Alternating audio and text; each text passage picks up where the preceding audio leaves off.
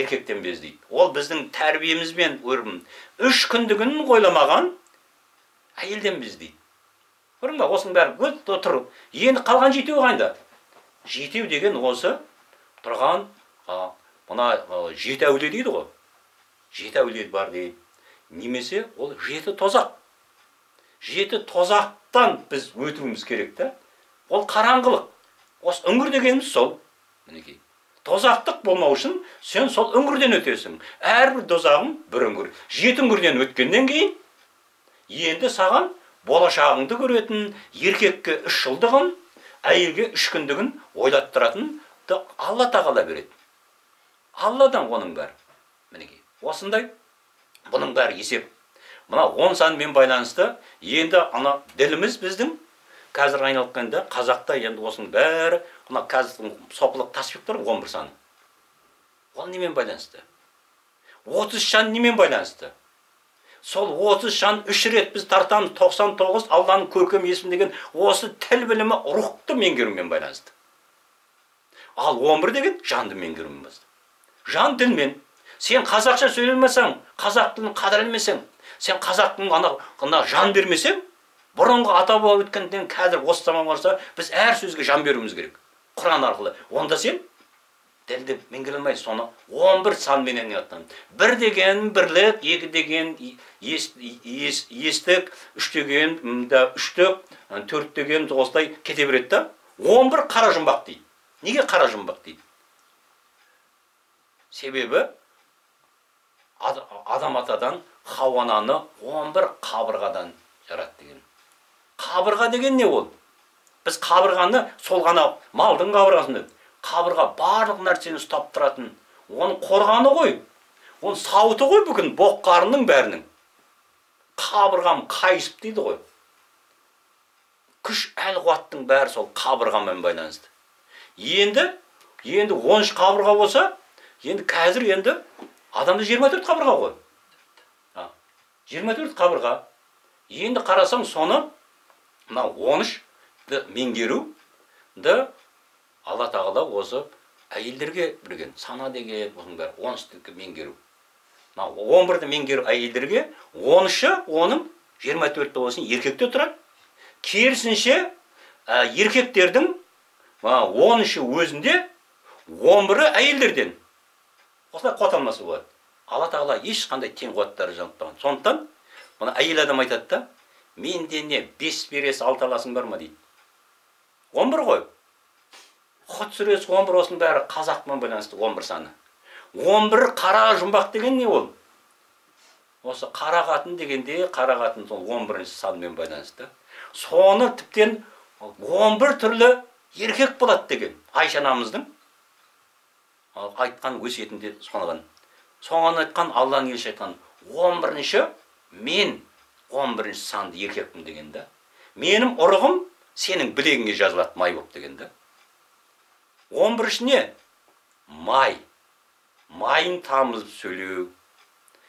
Май шығарасын ба деген осылардың. Сүттің майы деген білімнің осының бәрі қарағанда 11-ші сан сол қара жұмбақ деген май. Қамыздан қара май шығады ғой. 11 сан соғымен байланысты. Осындай барлық сан. Енді мұны мен тереңдеп санға кіре берсем, оны тоқтата алмайсың да, ол жұртқа түсініксіз болып кетеді да. Қысқа нұсқа ғана не болатын ба? Сондықтан мына 5 қуаттың өзінің құпиясы бар.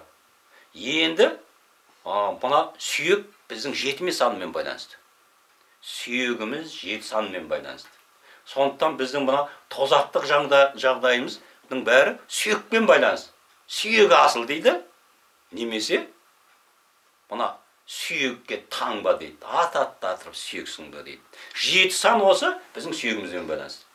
Әрбір денің өзінің, яғни сүйекпен байланысты, ол енді сол мына әруақтық қуаттың өзі сол 7 санмен байланысты. Оның 14 болатын осының бәрі. Енді қарап отырсаң, қазір жын мен әруақты екеуін шатастырып жүрген да. Жын деген сенің әл-қуатың. Сенің әл-қуатың немен байланысты енді ол? Сен аяғыңмен байланысты. Әл-қуатың. Ал қол сенің әл-қуатың дейміз. Қолда айтады оны. білікті, білімді дейді. Қолдың біздің білімімізбен, білетін нәрселердің бәрі қолмен байланысты. Білек деген қасиетті ол. Аруақпен, қол бала, қол қанат. Мінекей, осылай айтады да.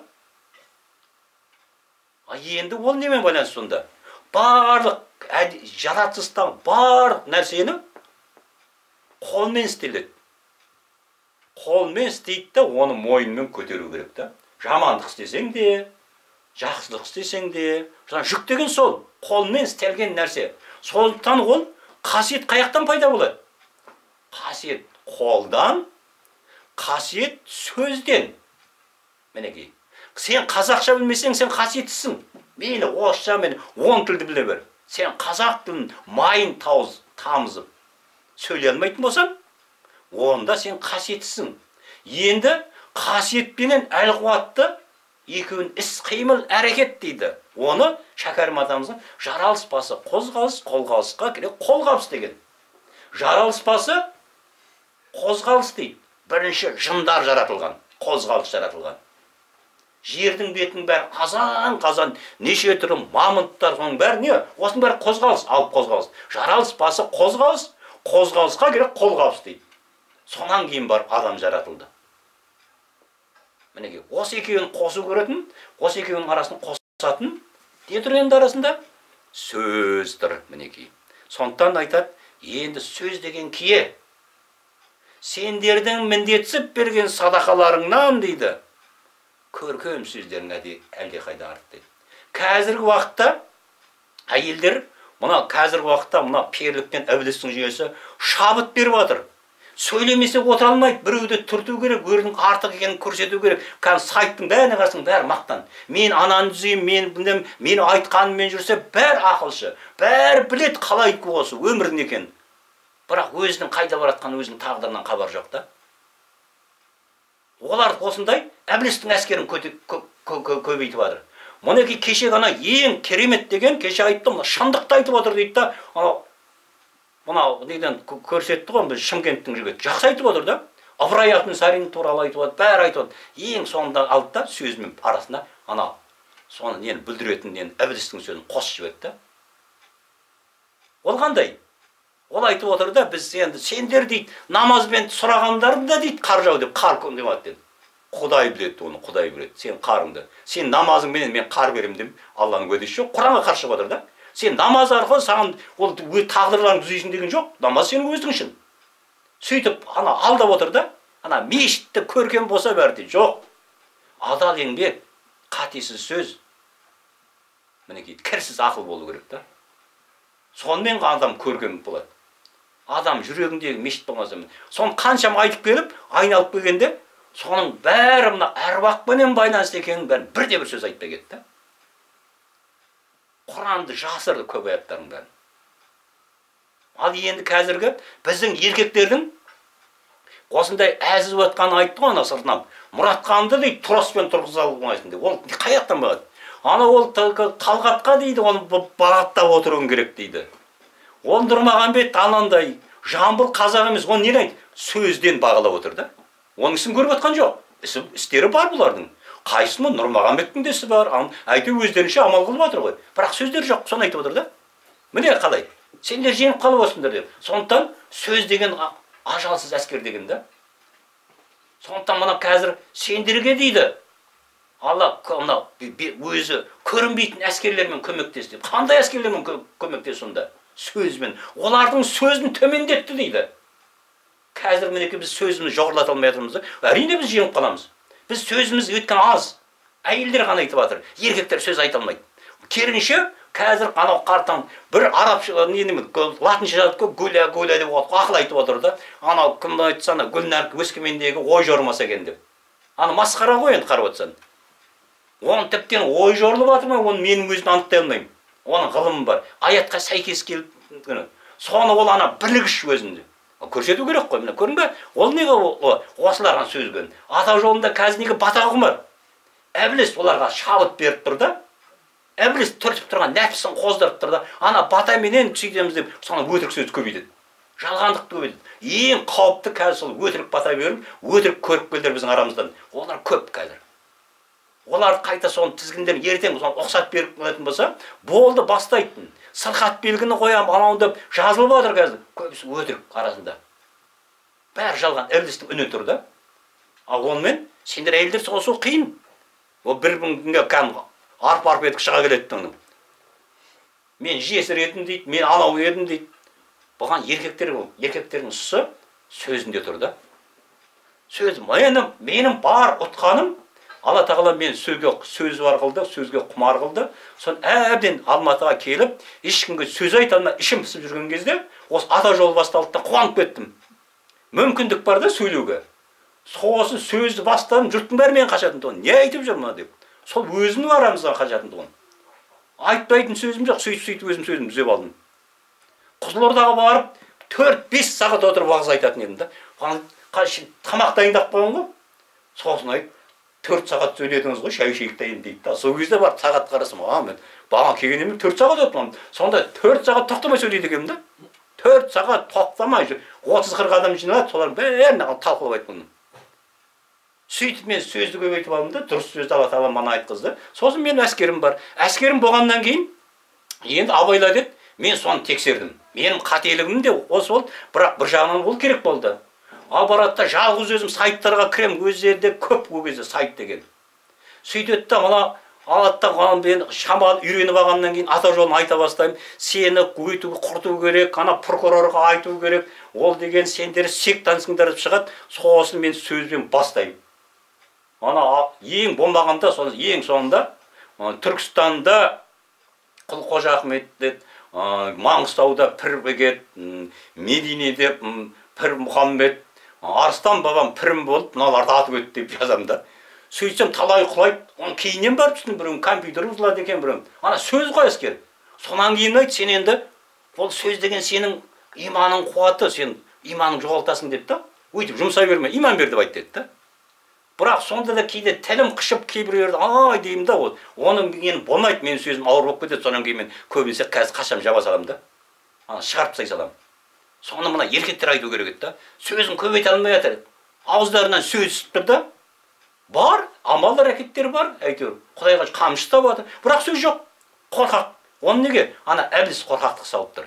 Соны шәкәрім адамын айтқан. Келіншек келді, еріншек дейді да, санынан түрді. Ең бар тыныш отырмайсың ба деп. Сонда сол еріншектің қақпанында түсіп қалған да. Әйтпесе Нұрмағамбеттен артық сөз айтатыны жоқ. Оны ұрыстырып қойшы қазір, жер-жеріңе жетіп, біраз жерге апарып тастасын, бірін зуылдады.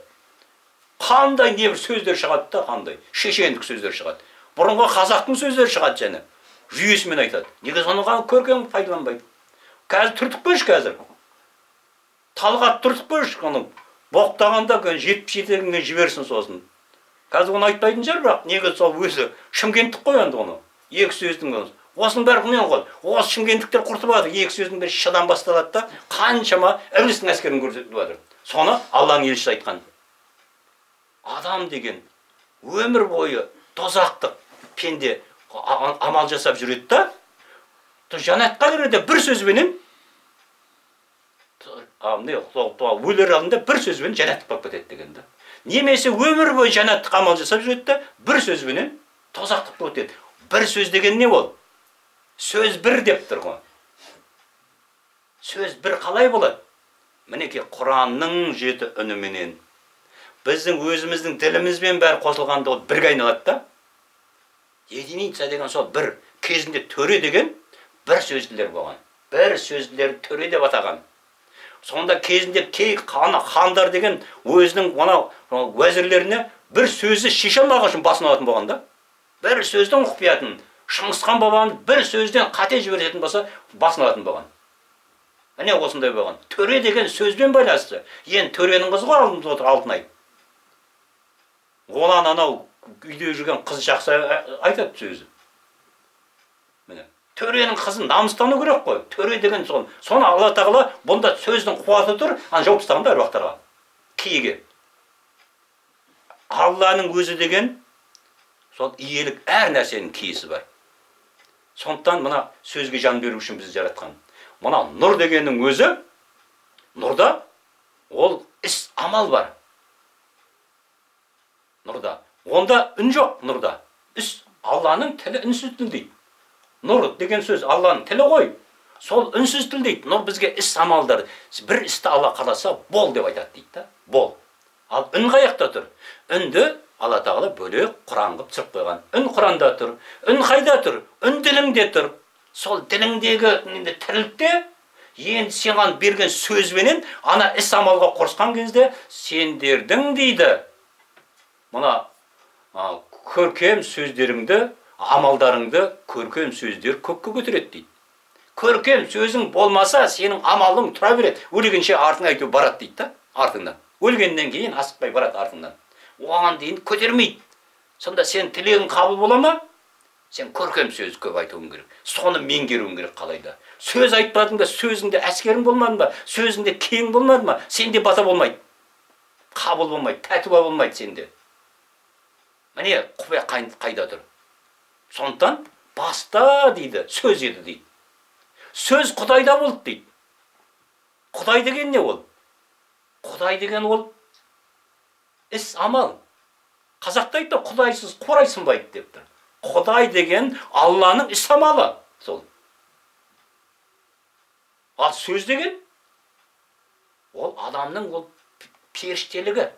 Сөз деген мен. Сондықтан енді сендер қайда дейді құлшылығым? Маған құрдың. Сөзге құлшылық қылыңдар дейді да. Сөзді тыңдаңдар, сөзге бағыныңдар дейді. Ал біз не істеп отырмыз? Оны масқаттан бастап ел билігіміз. Керісінше біз сөзді құртып отырмыз да. Қазақтың сөзін құлатып отырмыз. Осыдан кейін әрине қайық қасірет келді. Амалдары бар, сөз жоқ. Қазақ біз сондаймыз. Мылқауымыз біз қазір. Амалымыз бар әйтеуір. Шамамыз, бірақ сөзіміз жоқ. Осы мінеке, діл, тіл деген жаңағы 10 үңгірден өту үшін, мінеке, ана қалдың үшін сөзің болу керек та. Сөзің дұрыс болу керек. Сол әр амалыңды сен Алланы еске ал дегенде біз ана Құранда айтқан ля иляха деген жоқ. Алланы еске алу деген сенің амалың болсын, сосын сөзің болсын. Мінеке. Сол мінеке, сол амалыңмен төртеу түгел болса төбеден келеді дейді. Сол менің сөзіңменен сосын барып сен дұғаңды қос мінекей. Алладан сосын сұра. Сөзің жоқ, құр ісіңмен жететін болсаң, бәрі сен ұзаққа бара алмайсың. Ол енді амалың жойылмайды, Алла тағала. Мінекей қаншама сөзі жоқ, бірақ ісі дұрыс адамдардың бәріне дозақтық болды ма? Менің әкем де сөзсіз кетті. Сөзсіз кетті. Енді өлер шағында жұртқа ақыл айтып кетті, жұрттың бәріне ақылшы болды. Оған дейін шоқыр болды, қол тимеді сөз айтуға. Сөзсіз кетті. Бірақ амал жұрттың бәрі көмектесіп, айтып жақсылық жасап жүріп, сол амал барды. Қазіргі сорған, қазіргі қанша мал бағып, егін егіп, осылардың бәрі, олар не намаз оқымаса не дозақтық бола ма? Керінше осы намаз оқитындардың бәрі дозақпен бауырылып жатыр да. Түк амал жоқ, ісі жоқ. Ісің амалсыз, сен оқыған намазың, ұстанған оразаң, оның бәрі бос нәрсе. Әйел адамға сол ең амалдың үлкені ол бала ұрпақты көбейту. Ең амалын. Онда да текті ұрпақ алып бермей, қазір осы біздің алдымыздағы қойылған жобамыз да сол. Мінекей, сондықтан ана сөздерін түзеңдер, себебі енді халық түсінген сайын осы сөздің майын тамызып, біздің сөзіміз көтерілген сайын әлем қазақша сөйлейтін болады. Біз орысты біз қарумен жеңе алмаймыз. Боқтасып тағы жеңе алмаймыз. Олардың боғауыз бізден асып түседі. Қытайды біз жеңе алмаймыз. Өйткені олардың жыбырлақтығынан ол бәрі әлем құлақ болады оның бәрі. Ол бәрі сам төзімдіктен ол Қытайдың. Оны ешқайсысын жеңе алмаймыз. Біз неміз? Біз анау арабты да жеңе алмаймыз. Намаз оқып, ол не қылып жеңе алмаймыз да оны. Біз немен? Біз қазақ сөзбен жеңеміз. Кезінде Төле би атамыз жоңғарлар сөзбен жеңген ғой. Аммен. Амды білмейтін, дымды білмейді. Ана қарлығашты көрсеткенде. Мен қайда барамын? Түсінікті деген. Найана деген болған. Наймандар сонан тарайды. Най деген жолбарыстың мына несін осы мына ұрғашын айтатын ішіндегі ең қуатты. Соны най деп атаған кезде. Сөйтіп ол жолбарыс туатын кезде, күшіктейтін кезде сол маңда аңдардың бәрін қырып тастайды екен да, жолатпайды екен. Най деп атаған. Анау күшіктейтін кезде ол маңайға ешкім жола алмайды екен. Қамыстың арасын туады, күшіктейді, ал күшіктейтін кезде қашан өсіргенше ол жерге бару қауіпті екен да. Сон най деген. Сонан Сол кезінде Наянаның бір сол наймандардың басында сол анамыз қамыстың арасына барып туып атқан ғой. Жоңғарлар шауып атқан. Сол кезде ана туып кіндігін өзі кескенде қоржынына салып алып қан болып шапқан екен қарама қарсы. Сонан барып, бұл Наяна деп аталып кеткен. Найман сонан пайда болады. Бұл тарих қой. Сондықтан әр біздің сөзімізде қуат бар. Әр біздің тарихымыз. Біздің сөзімізді құрту үшін тарихты құртты. Біздің сөзімізді құрту үшін мінекей қазір айналып келген бар амалдардың бар. Біздің сөзімізді құрту үшін дүниені берді. Біздің сөзімізді құрту үшін намаз оқытты. Ана араб жаны. Бәрі айналып келгенде қазіргі мешіттің масхабтың басы қазақтың сөзін құртуда. Тарихатшылардың өзі қарап отырсаң, ихсан, руханият деген қазақта сөз жоқ. Ұғым жоқ руханият деген. Абай айтты ма, Шәкәрім ма, кім айтты? Тылсым дейді оны. Тылсым деп отыр ғой заң. Ахирет дейді, тылсым дейді. Міне осындай сөзді құртып атқан бір сөзің өзі сенің барлық жақсы сөздеріңді алады да, бір сөз соған ана ол 90 ауыз сөздің тобықтай түйіні бар. Ана түйін дейді екен. Қаншама жақсы сөйлеп жүріп бір рет боғауыз айтып қойсаң болды. Бізде сол қаншама бір жақсы әңгімелерді айтып атқан кезде бір күні шайтан түртеді Айнұрды, екеуміз бастаймыз, әңгіменің арты ұрысқа бергісіз болады, сөйте боқ жемек айналып кетеді. Болды, сөзіміздің бәрі құртып аламыз да. Өзі де құртады, мен де құртады. Сөйте байыты биғамда шиқан жалып таусылды. Оны мен неге айтып, бәріңде сондай бар да. Түртеді ана артынан. Әйтеу бірдеме айтқызады. Ұрысқа қатындарды мен көп зерттедім. Осыны айтам, бана пәлен уақыт болды, ұрысатын уақыт болып қалды деп аңдып жүремін. Шынында өзім бір болады, айына бір рет ұрысатындар болады. Ветеккір сияқты. Кейбіреулер жетісіне бір рет ұрысатындар болады. Ал көк нәсілдің қара айналғаны ғой, көкті ұстап тұр дейді ғой. Сосын міндетті түрде ұрысады. Сондай кезде мен де сосын, мен де бұрын үлкен әйелді білетін тұғым. Ағай, мына шиқан жарлайын. Кетіп қаламын да, келмей қоймын. Бір жаққа Алматыға бір жаққа кетемін. Сосын әйтеуір ұрысатын адам табар деп. Шында ол деген әйелдің тән мінезі ғой оған. Енді мінез ол ұрысу, ашу қаяқтан болады? Сол нәсілден пайда болады. Ана жүк деген нәсілдердің байланысы болады. Сол нәсілдердің жалғаны бол, әдет жаман ауылға дейді. Әйеліңді апарма дейді. Соған біз қазір телевизордан көреміз, телефоннан көреміз. Нәсілдерге жалғанып кеткеннен кейін солар бір-біріне қосылады да, ол ашу болып бейнеленеді. Ашу деген сол нәсілдердің қосындысы. Бұның бәрі, мінекей, сендер бақытсыңдар, ата жолында тұр да психология. Әр нәрсенің түбін, негізін білген сайын, сол адам атамызға үлдетті ғана қасиеттерін айтып шықты дейді да. Сондықтан біз сол қасиеті айтып отырғанбыз. Оны ғана айруақ айтып отыр. Жын оның қасиетін айтпайды ешқашан. Айту біз жер бетінде не болатқанын білмейміз қанша тыңдатқан. Оған дейді, Сүлейменнің таяғын құрт жеп, оның өлгенін сөйтіп барып көрсетті дейді да. Олар көзбен ғана түсінеді. Құлақтар саңырау. Қазіргі біздің сөзімізді ел билік бәрі түсінбейді, сосын мен еркін сөйлеп отырмын да. Себебі олар саңырау. Соларға айтып отқан ертең 10 жылдан, 3-4 жылдан кейін масқара болатын, соны қайта соттап берген, жол ашып бергендерін ақымақтар түсінбей отыр да. Себебі 2 рет сөз үшін соттау жоқ, мен тілім соттады ғой. Менде тіл біреу енді қайтып сотталмайды болды. Мен не айтсам да, қазір осы 3 жылдың ішінде айтып қалуым керек та. 3 жылдың қайтамаған ұзақ керек деп отқан соң, 3 жылдың ішінде мен бар айтатынды айтып қалуым керек қана. Қалсын сосындары. Ал болмаса ертеңгі шығады анау. Мен арыма тиді, мені анауыма тиді, ол өтірік қолдан заң шығарады. Мейлі қазір арына тимектігі шымбайына батып, анау талақ тас айырылса да, соттай алмайды. Соттай алмайды. Мен Серікжан емеспін, Америкаға барып, қашып барып ана жақтан қолы жетпейді деп отыратын. Мен ораларында отырып айтып отырмын да. Ал енді көрінді, өткен мен әруақтар қорғап тұр. Алланың қалауындамын. Ал аман болайық.